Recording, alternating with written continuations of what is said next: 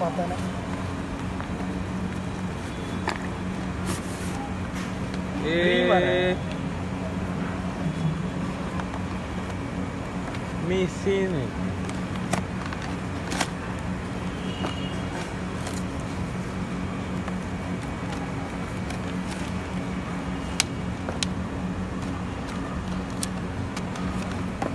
Flipkart brand का